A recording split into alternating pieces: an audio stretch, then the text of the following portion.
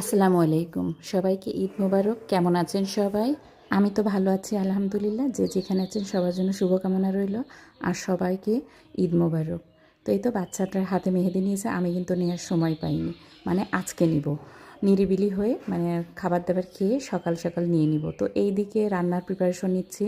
খিচুড়ি চড়িয়েছি, তো ইলিশ মাছটা ভালোভাবে ভেজে ভাজি করব। আমাদের গাছের বেগুন আছে, সেটাও ভাজি করব। সকালে হচ্ছে ইলিশ মাছ ভাজি আর খিচুড়িটা করলাম এই জন্য, কারণ বাইরে যেহেতু বৃষ্টি পড়ছে, ওই জন্য আর কি গরম গরম ইলিশ মাছটা ভেজে নিলাম।